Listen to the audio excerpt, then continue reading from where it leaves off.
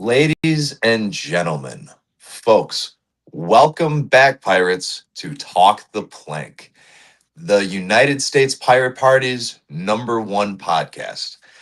I am your host, Jolly Mitch, captain of the United States Pirate Party from the Chicagoland Nine, the Illinois Pirate Party, and friend of the show. Joining us today is Captain Emeritus himself, my predecessor, my role model when it comes to leadership, and candidate for Pennsylvania 108. Ladies and gentlemen, this is Drew Bingaman. And Drew, I will give you the floor to allow you to introduce yourself proper. Well, I mean, you just did give me a bit of a introduction there. I'm Drew Bingaman. I'm sure any regular pirate viewers out there recognize me and are familiar with me. But since I would say about May, somewhere around this time last year, I made the decision to run for this seat. So I've been working on a campaign, working on my platform, and I've kind of let my pirate captaincy put that a little bit to the back seat as I focus on uh, making this campaign move forward. So um, you guys can check out my website at drew4108.com. Links to everything are there. If there's anybody in Pennsylvania that wants to come to the area and collect some signatures, you can download and print out the forms there. All the instructions are on the website. You can email me, call me. All the links are there. Check out my website. It gets you connected to everything. Perfect. Thank you, Drew. And to be clear, for those of you watching either live or after the fact, drew for108.com is indeed in the live stream description. So be sure to visit at any point to make sure to support Drew. Now, for those of you who have been around, you will recognize Drew, as he said. Drew was captain from, I believe, July of 23 until July of 25, somewhere in that ballpark.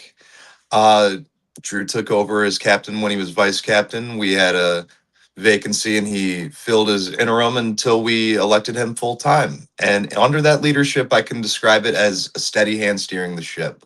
We were in good hands under Drew. We are still in good hands with Drew. And hopefully, Pennsylvania 108 can enjoy the leadership that we in the Pirate Party got to enjoy. Now, Drew, in this candidacy, in this campaign, you initially did run as a Democrat before switching to an independent campaign. And I want to just, throw you a few questions. The first question specifically being the spoiler question, because you did initially run as the Democrat and now you are running as an independent. Back in 2018, you had done an interview with Reason Magazine where you said the spoiler candidate would be, or being a spoiler, or being called a spoiler is a step forward. So the question becomes: are you running to win? Or are you just running to spoil the Democrat? Well, I'm absolutely running to win. Um, Let me put it in perspective. Back in 2018, I was the chairman of the Libertarian Party of Pennsylvania, and that race in question was, I believe, the one where our candidate Drew Miller uh, beat the spread. And when I say beat the spread, means his percentage of the vote was larger than the difference between the two candidates.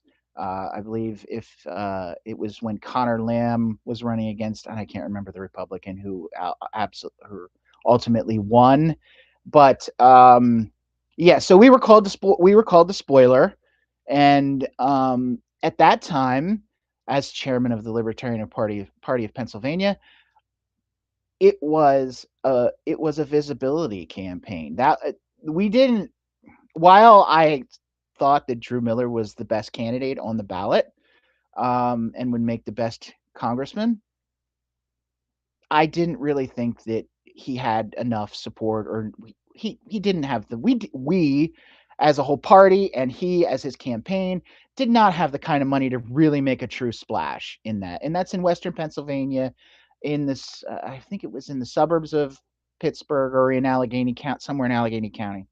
Anyway, so it's a big area. It has a big media market. It's expensive to campaign, and we didn't really have the resources to really put up what we needed to do. That being said, I will say that when you are a third candidate in a race like that, and you're trying to get visibility for either your platform or your political party at the time, the Libertarian Party, that being the spoiler candidate brings a lot of attention. It brings media. It brought Reason Magazine to talk to me about why, why we think it's okay to be a spoiler. Now, in this race, I'm in it to win it. And that's one of the reasons why I initially I explored being a Democrat in this race. I thought, being a Democrat bring me to a mainstream party. Um, and ultimately that didn't really work out the way that I had planned it to. It was a learning experience. Being a major party candidate in Pennsylvania is completely different than being a minor party candidate. Uh, Timing restrictions are different, signature requirements are different, and not only are the numbers of signature requirements different, they are also, um, as an independent, you can get anybody to sign, any registered voter. As a Democrat, you can only get Democrats to sign, and if there's more than one person collecting signatures for that race, you can only sign one. As a voter, you can only sign one petition. So it's a competitive petitioning process to begin with.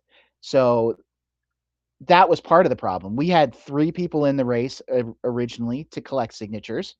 Ultimately, there was only one after myself and the other candidate had dropped out. And the biggest problem that I have with how this whole process went is the Democratic Party, people from the state party, had told me that they don't help candidates get on the ballot. So okay, so when I got to a point where I really was going to need help with my campaign and get signatures to reach the threshold, they told me specifically, we don't send bodies to help you get over the threshold. Well, as soon as I dropped out, the remaining candidate who wouldn't have had the number of signatures because of the many of the same factors that hurt my campaign, uh, she got she got bodies to come in from the state party. So it's one of those things where I look at it and I go, this is one of the problems with major party candidacies. They've set up rules that keep people out. They set up a party structure that makes locals not want to get involved because they have to throw themselves behind somebody before there's even been a campaign. And so it becomes a campaign before an election before the election before the election, instead of just an election before the election. As far as I'm concerned, a primary should be a primary the way it is now should welcome many candidates to the ballot. That is not the case here in Pennsylvania right now. It is not conducive to having more than one, or even a I would say an organized, well funded, and um, well supported challenger to in a primary. So I think there's a lot of things wrong with the system, and so ultimately I decided that it wasn't going to work out, and that I was going to drop out and become and just go back to my roots as an independent, and that's where I am now. But back to reiterate, I am in this to win it, and that's why I didn't quit. That's why I didn't quit when it was, when I let go of the trying to seek the Democrat nomination. I'm not quitting. I think I am still the best candidate for this seat, uh, and so yes, I am absolutely in it to win it. The spoiler question was in a different context altogether. That campaign was run for different reasons than what I'm running for. So, in a nutshell, I'm in it to win it.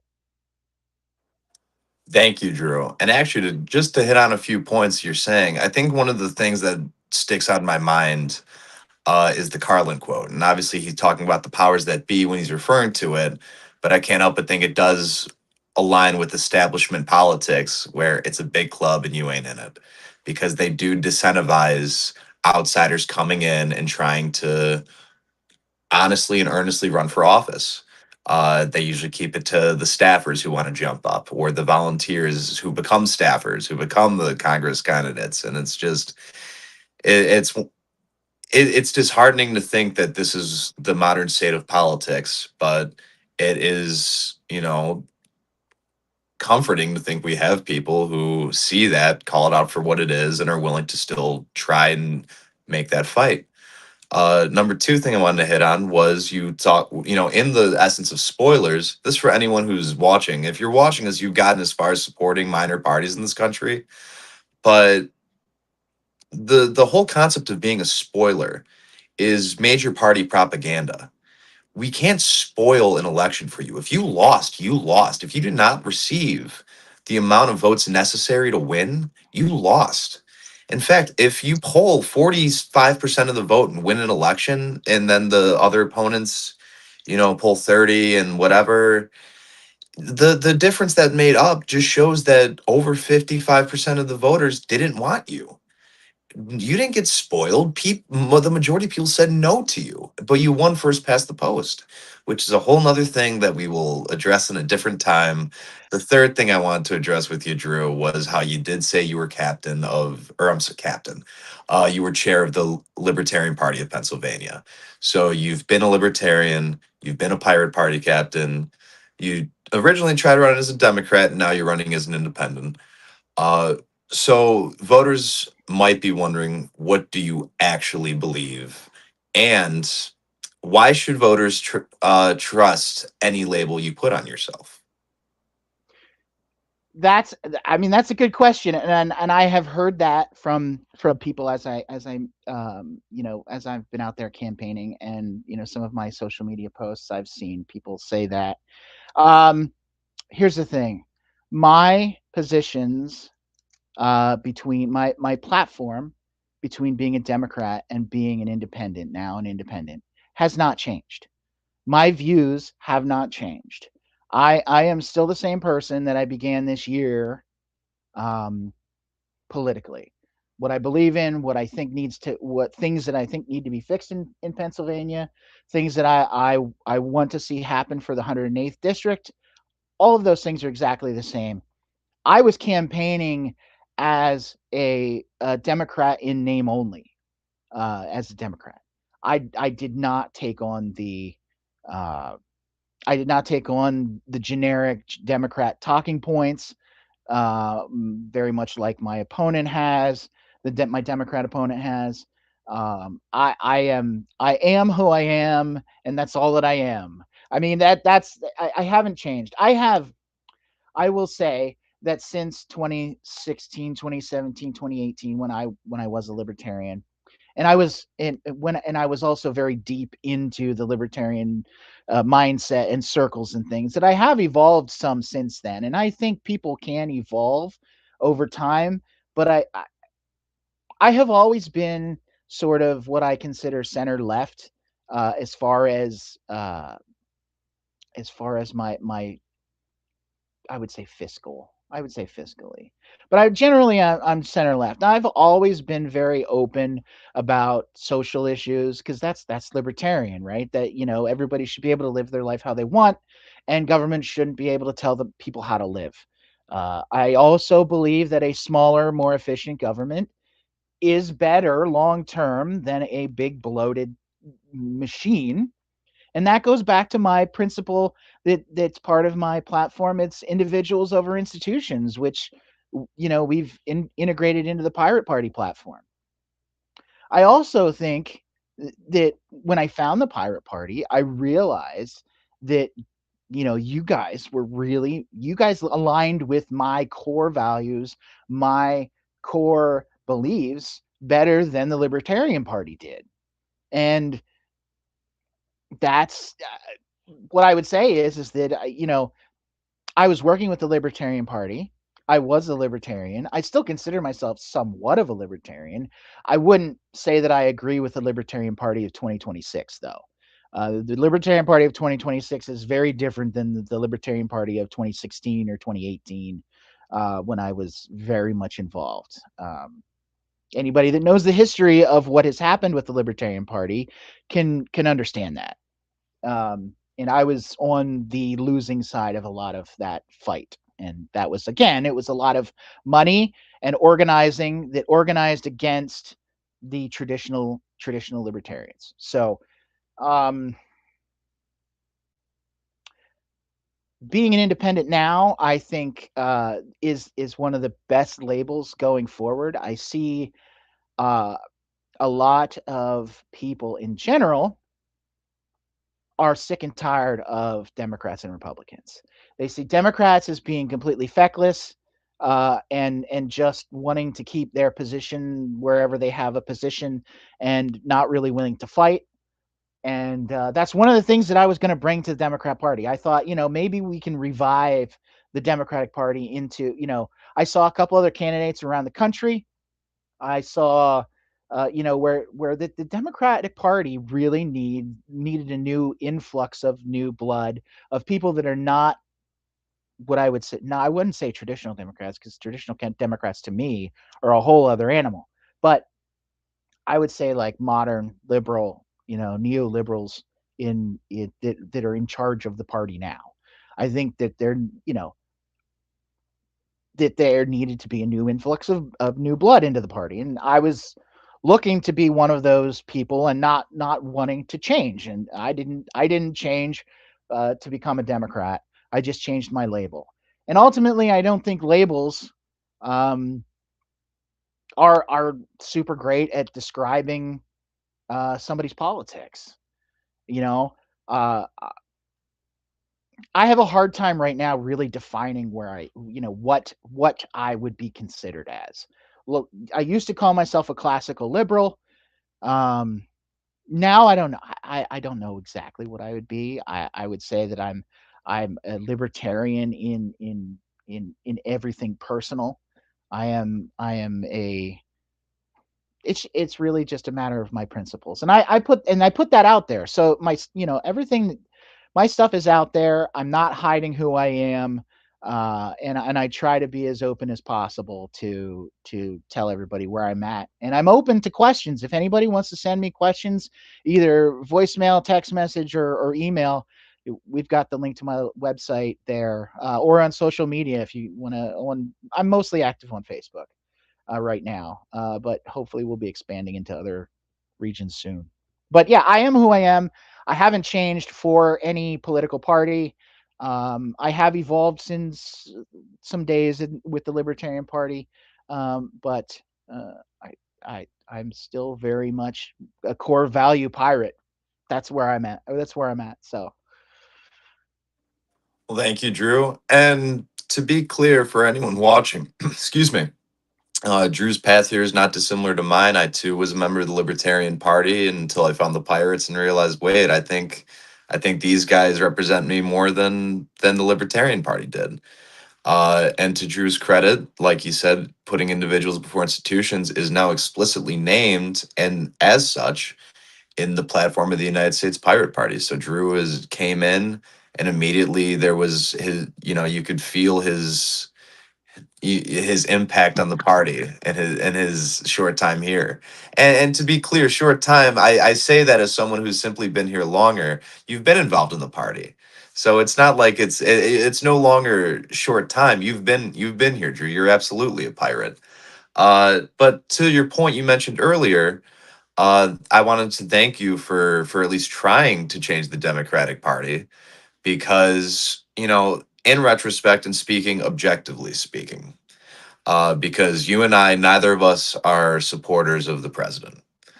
However, if one is to look back at 2016 and the 2016 election, one can understand that Trump was something different than the typical GOP preceding him, whereas Hillary Clinton was typical of the DNC preceding her. And you can argue that a lot of the country went for the break of the status quo versus keeping the status quo. And I think I can't speak for you, Drew, personally, but I do know that Gary Johnson and the Libertarian Party at the time did offer a viable alternative that was appealing to me. And after a while, maybe the Libertarian Party itself wasn't as appealing as I thought it would be, but the ideas that were laid out from the Johnson campaign and laid out in general certainly stuck with me. And to that point, because we are talking about the 2016, 2017 era Libertarian Party, your 2026 platform, it looks a lot like your 2017 Libertarian Party platform. And I know you've touched upon this, you've started to clear the air on this, but when you're looking at your platform, you're looking at no mandates, just options, opposition to foreign spending, skepticism of government programs. Drew, for the audience at home, could you clear the air? Are you just a libertarian in disguise? I don't think I'm in disguise. I am still, like I said just a few minutes ago, that I am still very much a libertarian. When I say that, I mean I am for personal freedoms, and a lot of Democrats are that way too. I think a lot of Republicans are also that way too, with a but. And I think a lot of Democrats are also that way too, with a but. um I want everybody to live their life how they want, except for, you know um that's both Democrats and Republicans. Me, I don't I don't bring the thought process that the government should tell you how to live, period. And if that makes me a libertarian, I guess it makes me a libertarian. That said, I do want to tell a little bit of a story about 2016. In 2016, I was a national delegate to the convention, which ultimately nominated Gary Johnson. But I was a John McAfee guy at the time, and it was the convention was in Orlando, and if anybody, John McAfee is a freaking pirate, was a pirate, like he was, like that guy, he had my full support. I know there's some controversial things about his life and his craziness, and ultimately, there's some people that say, well, that's not true and this isn't true. But John McAfee was absolutely a pirate, and as far as I'm concerned, that is where I was in 2016. Um, but anyways, I met the guy. I have a picture with him that I still keep in my things. And I used to have a postcard that he wrote from me, to me, and it got lost in the flood somewhere. So, but that besides the point. Yeah, I very much am a libertarian, but I am not an adherent to the Libertarian Party platform. Like I said, I am much more closely related to the Pirate Party platform. I do consider myself a pirate right now. Um, I am not running under that label, but I my platform is out there on my website. I My position statements on things are on my Facebook page, because Facebook's a better long form, writing platform than, say, X, which I don't even really use. Uh, but I have some things. My Most of my platform is based around helping people, helping working people, helping the working class, helping the poor. And some people would say that makes me more of a socialist, and I would say I don't care if you that's what you want to call me. I'm not. I am about uh Pennsylvania's Constitution, the way it is written to protect the environment. It is there to protect the people and promote their freedoms and their ability to live. And we are a commonwealth here in Pennsylvania. And if anybody understands what a commonwealth is, there is sort of a socialistic aspect to that. So if you want to call me a left libertarian, that's fine. You know, I there are some things where I will definitely agree with Republicans on.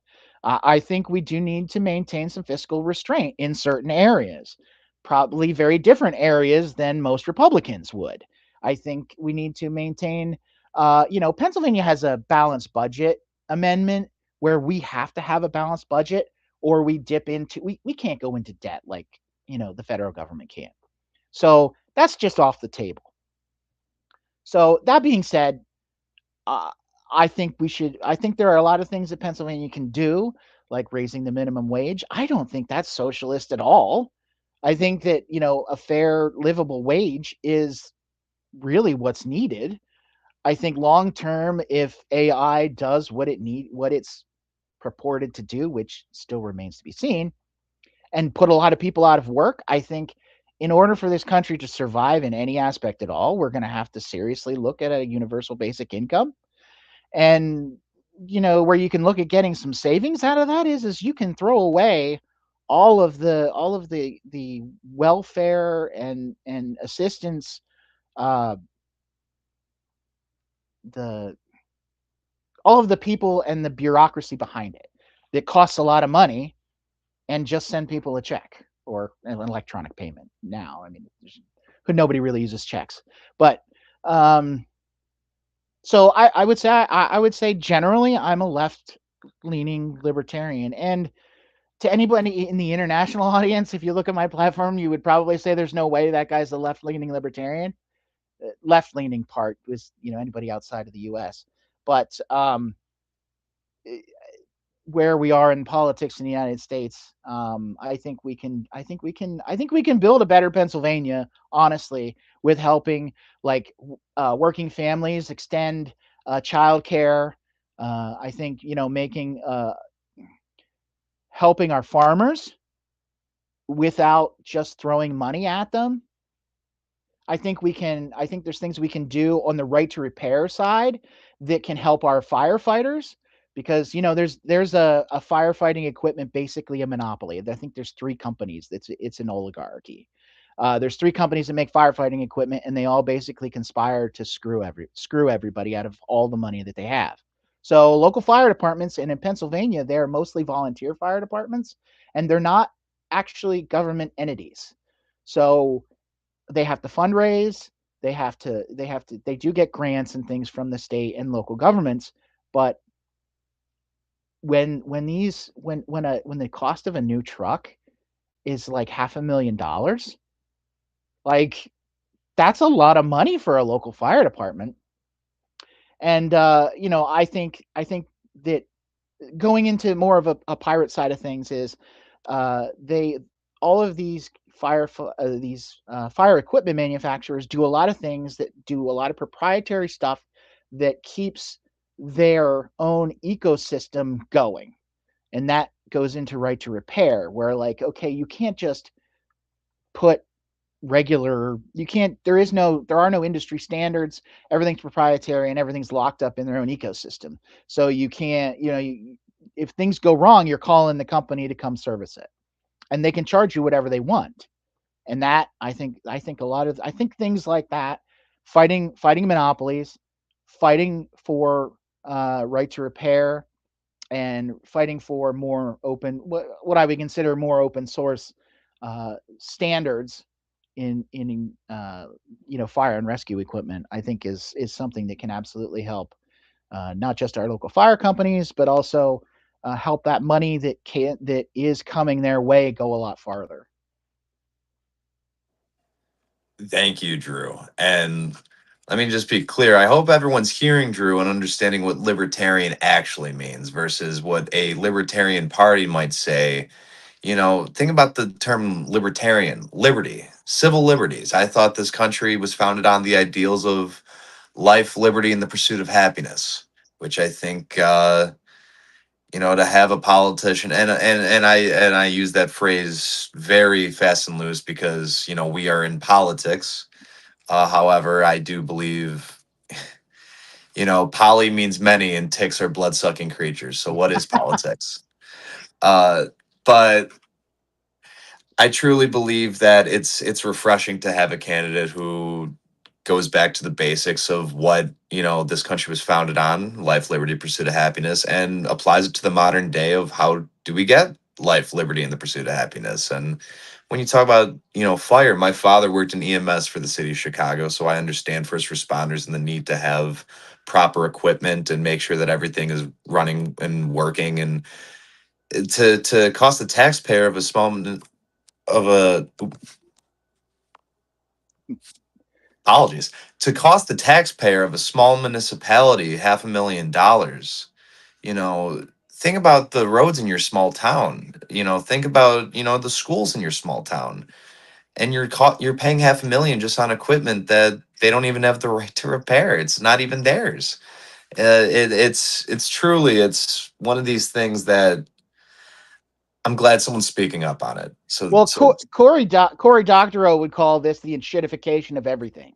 yeah. And really what that truly means is that big corporations and sometimes big government has gotten involved in everyday things and has either extorted the crap out of you of individuals or has made rules that are so over encumbersome that it's hard to do things anymore without being super well funded or without having to jump through a gajillion hoops.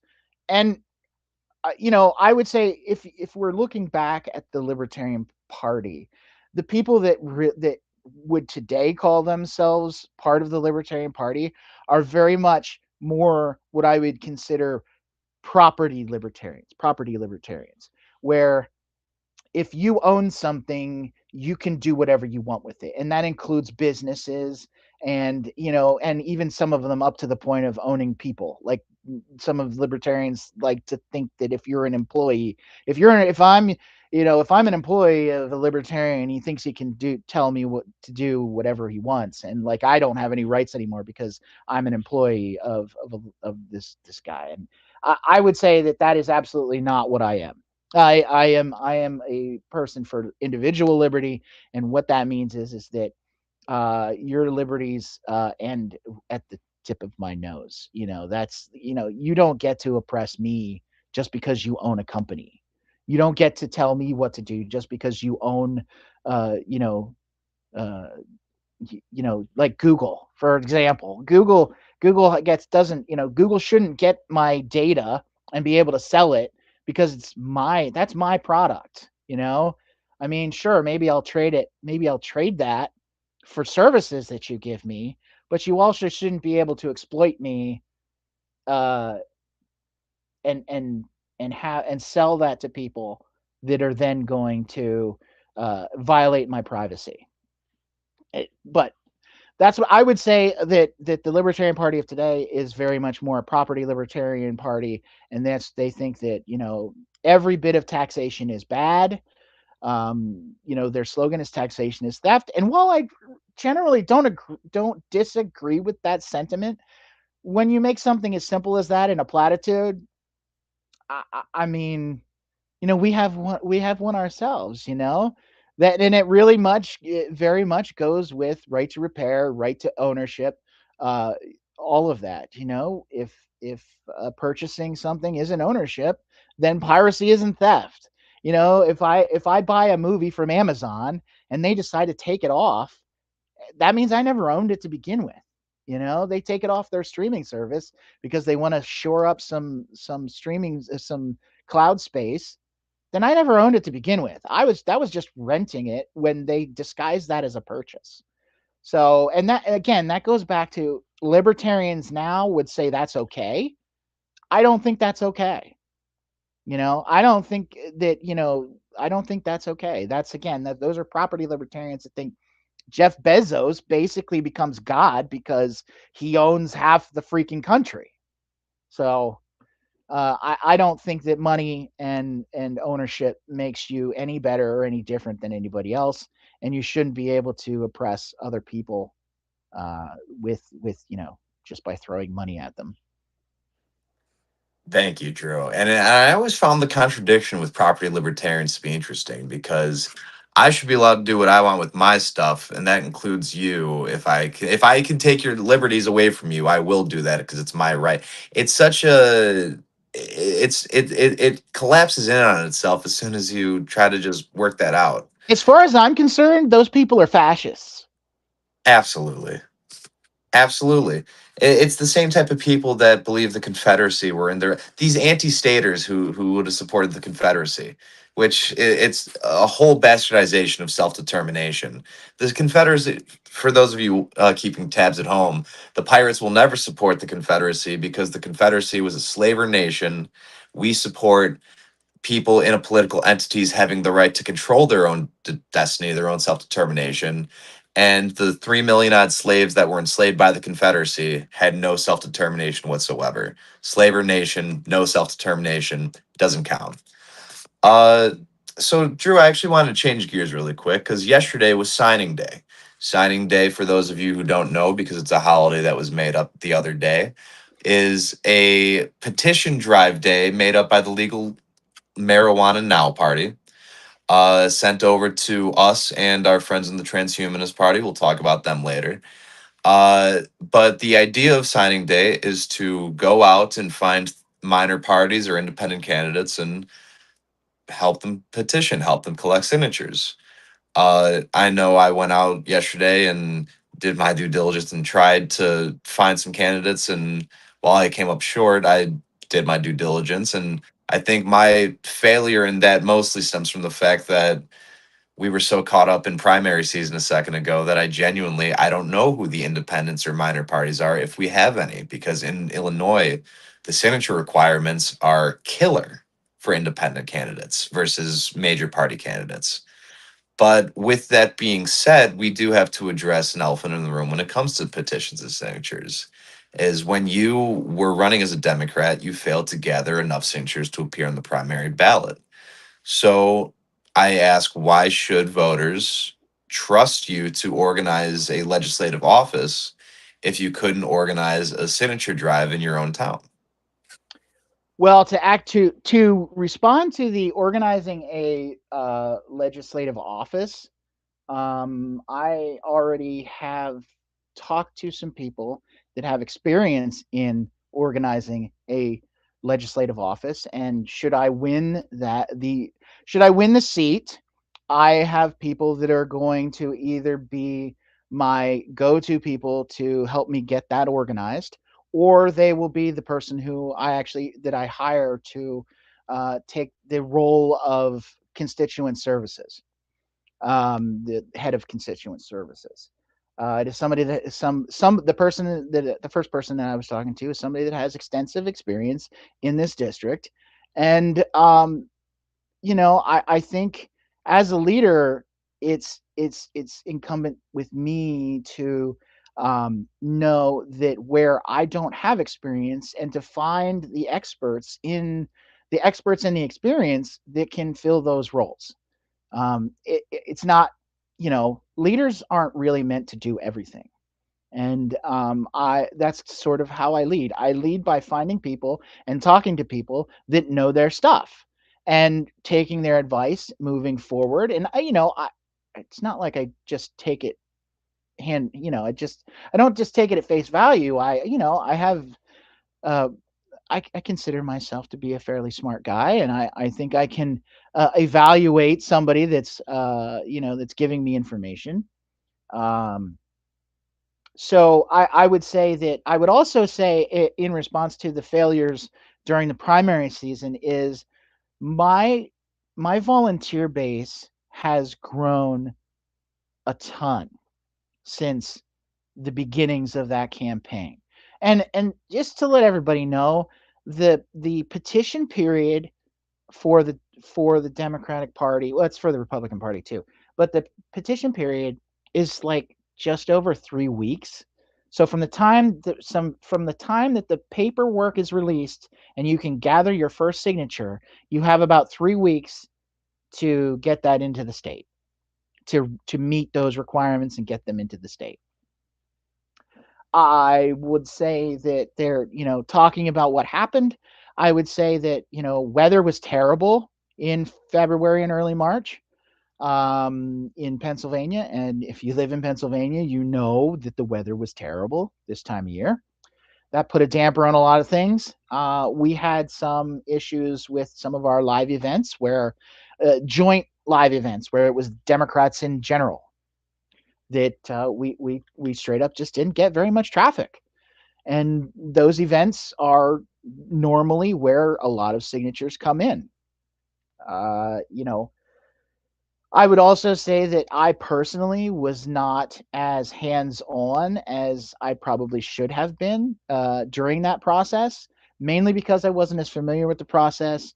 And I had some people that were telling me that it's okay, we got this, it's going to work out, don't worry about it.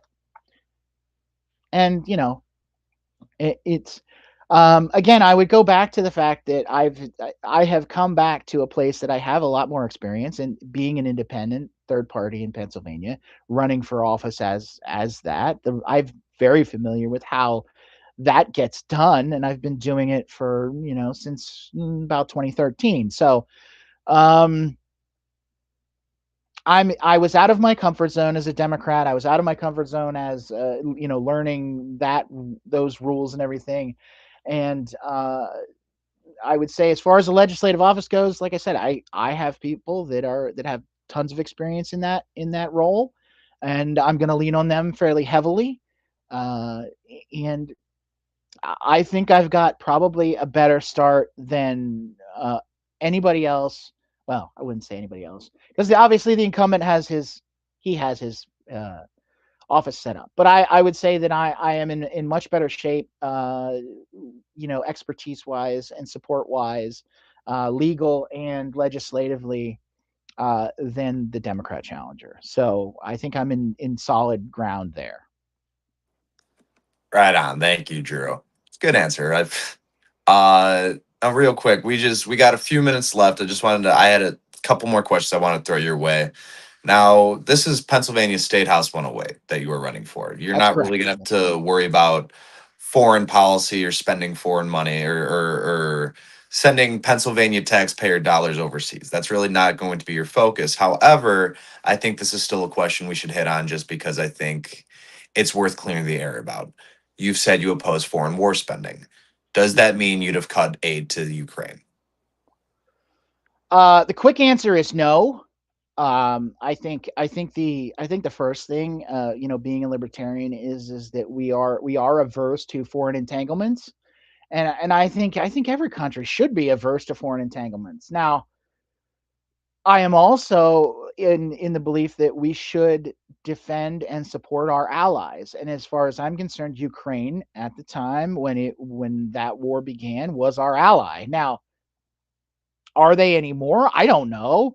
I don't with the way that the administration with our current regime, the way they're running things, I don't know if Ukraine is still an ally of the United States. Hell, I don't know if most of the Western world is an ally of the United States. Um, that being said, I think probably one of the best ways to support Ukraine at the time was to send them money and supplies and ammunition. Let them fight their war, but help them fight their war because it was a war of aggression against them. They were invaded, and I think part of keeping a world free is to keep to defend each other when they're invaded by uh, foreign interests. Uh, I absolutely do not support the war in Iran. I think that is a war of aggression that we started. And I don't believe in that. I don't believe that we should have taken out Maduro in Venezuela. I don't care what they say he is. I know the regime is full of shit. That they haven't. The only time that they have said anything true is about a few days ago when they said that the GOP is the party of Donald Trump. That's the first thing that they said that's true since the beginning of 2025. Now, I also think we should be a good neighbor. I think we shouldn't be expanding militarily, but at the same time, we need to support and defend our allies. So, I think that's probably in libertarian circles that wouldn't necessarily be a place um, that's great. And I would also say that I in general don't support Israel, but it's because that they're a fascist regime that's taking their what used to be self defense. They've just taking it offensively, and I think that's wrong. I think I think that it appears to be a genocide in Gaza. I think that all of the other attacks that they're doing across the region, I think it's wrong. And I think it has nothing to do with people that live in Israel. It has to do with the government. It doesn't make me anti-Semitic. I don't think that makes me anti-Semitic to say that, because that's what comes back. If I say that I don't support Israel, then it's like, oh well, you're anti-Semitic. No, I don't have a problem with Israel in general, like the people living there. I have a problem with how the government operates. I have a problem how the United States government operates, for that matter. So, does that make me anti-American? I don't think that makes me anti-American. I think it makes me, I believe in the principles that founded this country, not whatever garbage comes out of Donald Trump's mouth every day. So you can take that how you want, but that's how I am. So and again, this whole interview is really part of me being transparent. And I believe in transparency wholeheartedly, and I think our government should be more transparent. I want to make Pennsylvania sunshine laws. I want to strengthen them and give them teeth. That's another part of my platform. And to go back to what you were saying about the legal marijuana party, that's actually what triggered me to become to run for this seat to begin with, because the current occupant of that seat, like a week or two before the primary last year, put out his weekly email update that he puts out, which is mostly just him handshaking and saying, "Look, congratulations! I went and sat at a breakfast and met some people." Anyways, that's one of my general criticisms of my Republican opponent. Uh, but he put out the recreational marijuana bill for Pennsylvania had just failed, and now I will say, I will put this as a bit of a qualifier.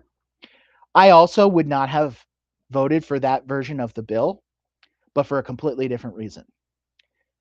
That version of the recreational marijuana bill for Pennsylvania had in it that they were going to sell marijuana they were going to sell cannabis. So the whole thing, they were going to sell cannabis in the state stores, where we sell liquor, because we have a quasi liquor monopoly in Pennsylvania that's run by the state, which I would also like to see go away, but that's not something that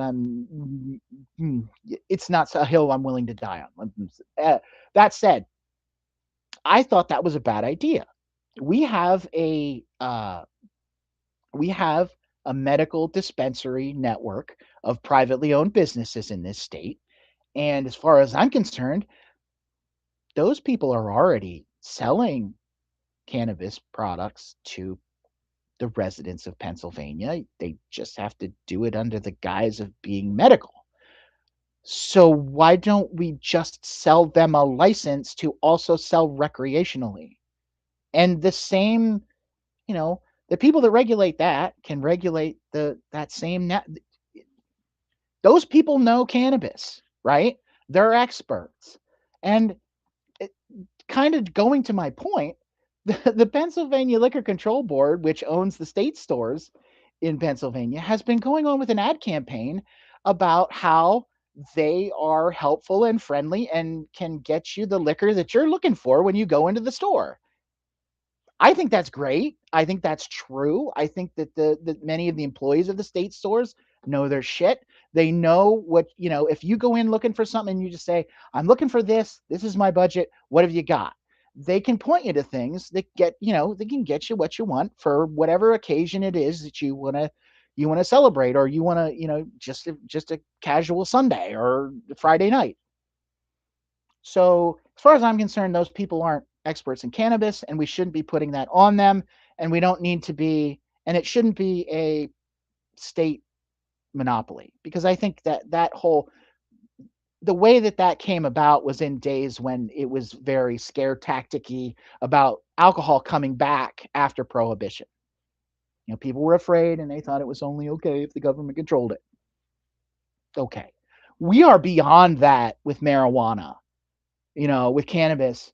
especially when we already have a privatized medical system. There's no advantage of that. So, anyways, that's why I would not have I would not have voted for that bill. But the current occupant of the 108th seat, the Republican Mike Stender, he sends out an email that says, "I didn't vote for this bill. It's a bad bill because drugs are bad." Okay. Now those weren't the exact words that he used, but that is essentially what he said. And I saw red. I absolutely saw red. I thought in 2025 we're surrounded by recreational states. We've got a medical program, and you want to sit there and and lecture me like a daddy? I'm sorry. That's absolutely antithetical to everything that I personally believe in. And let me to add to this, this is at the same time that we're having a budget fight in the state and adding these licenses and the taxes that are going to come in from legal recreational sales. They get added to our state budget when we're having a crisis of being able to balance the budget. And so that, they didn't pass. And this year, a version of the bill passed, which was better. But I don't think our Senate, which is controlled by Republicans pretty heavily, is going to let it through. And so I see that as still an issue moving forward. I think cannabis is it's ridiculous that cannabis is illegal at all in Pennsylvania. Pennsylvania has a huge history of hemp and cannabis farming. We have places called like Hempfield. There's a reason for that. Uh, you know, the prohibition of cannabis and hemp it's just ridiculous. And anybody that still really thinks that's a smart thing, I just really want to I want to ask why is it just because you think drugs are bad and it's bad to well, if drugs are bad, then you should probably stop taking all of the prescription medications that you're on. Anyways, I just anyways, it to me, it's just a demonization of a plant that can help a lot of people, and honestly, uh, you know, it's it's stupid. It's just this is one of those things that is just stupidity as far as I'm concerned. That we're still fighting over this in 2026. So Absolutely. And very well said, I might add. So thank you, Drew. So let I want to just I had one more question I want to throw your way before we wrap up, and that is that you have the support of All Hands for a Free Future, the coalition between the United States Pirate Party and the United States Transhumanist Party, the Handies, as Gennady hates it when I call us that. Uh, so I have to ask, what does the support of All Hands for a Free Future, support from the pirates and the transhumanists, what does that say about your candidacy's seriousness? as far as seriousness goes, I think I don't see it as changing the seriousness of my campaign. My campaign is very much I am here to win this seat. I am here to represent the things that I have said and that I have in my platform. It doesn't change anything. It means that the Pirate Party and the Transhumanist Party think that I am a good candidate for this office. It means that I align with the core values and goals of each of those parties. I have filled out a candidate endorsement form with the Forward Party. I think my candidacy and my advocacy for moving forward in there with their core values of electoral reform, I think I align with them, and I think that I don't think any of these endorsements take away from the seriousness of my campaign. I think if anything, it is a credit. to say that, these are values and things that not everybody is talking about. I think things like data privacy and these AI data centers that are coming this way. I'm an IT guy. I've been an IT guy since 1997. Uh, you know, I work in I work in that industry. I know that industry. I work with small businesses with that industry. I help people, I help put networks and internet access and things together for small businesses. So I see things from the perspective of where I think science is a good thing. I think progress, especially technological progress, is a good thing. I think we just there's some times when it gets a little out of control, and we need to be able to possibly put regulations on things. And I don't think that makes me a bad person, and thinking that regulations sometimes are necessary, because I think honestly, unchecked capitalism is leads us down the road of the Gilded Age, and I don't think any regular person wants to live in the Gilded Age, uh, with lots of pollution and everybody being completely in abject poverty. So, um, all of that said, this is very much a serious campaign. I am in this to win it.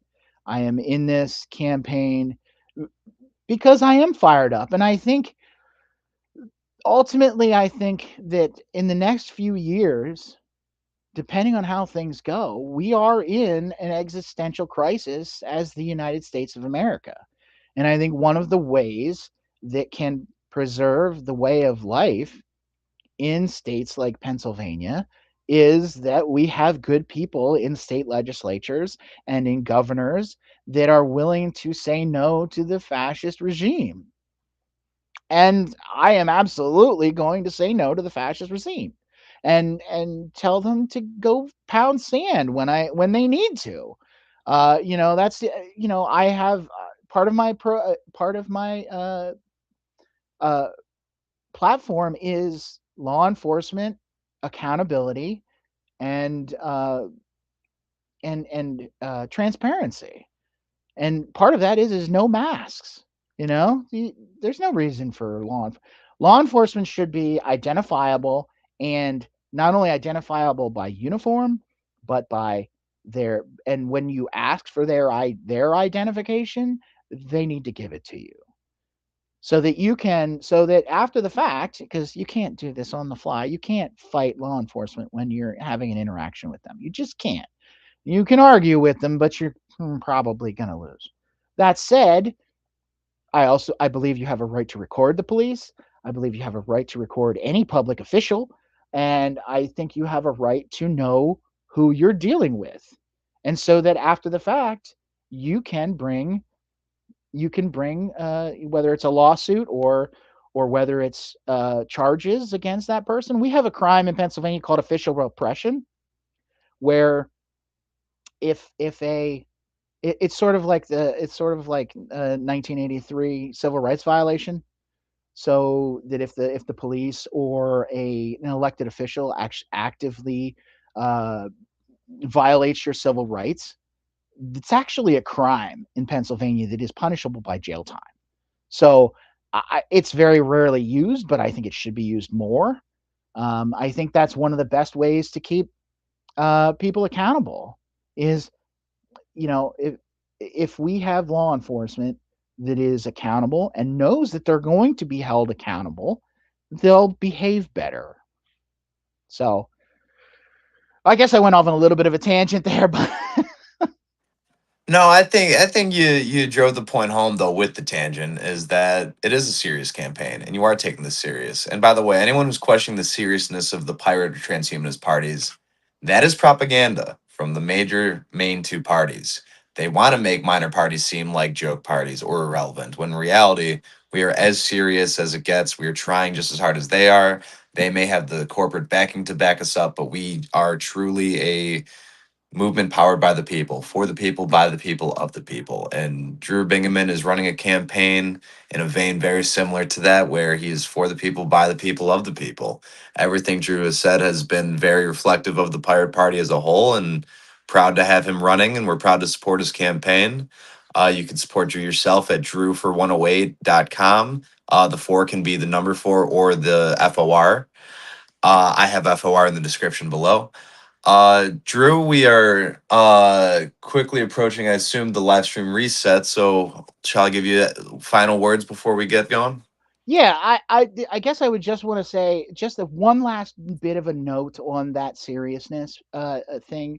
We did nominate Vermin Supreme for president, but at the same time, we also knew that we weren't going to have 50 state ballot access, and that part of that campaign, the Vermin Supreme campaign, was a publicity campaign. It was to get our name out there. Also, to push the absurdity of some of the other campaigns that are out there, and to that the whole point of Vermin is, are you in on the joke? And just because I'm serious as a campaign doesn't mean I don't have a sense of humor. Let me just put it that way. So, I think I do. I think I have a decent sense of humor. So, but anyways, yes, get out there. Anybody that's local to 108 or Central Pennsylvania, if you're wanting to help me out, get on my website. There's a volunteer form you can fill out, or you can just print out the petition forms and get signatures from any registered voter in Pennsylvania, not Pennsylvania, in the district. Just like the perfect ending. Yeah, it probably would have been, but I wanted to give the proper sign off for you. No, that's Uh, okay. well, the live stream knew that we were just about wrapped up, but we are just about wrapped up. Folks, thank you so much for watching, tuning in, whether it was live or after the fact. Drew, thank you for joining us today and promoting your campaign. Like I said, that is drewfor108.com.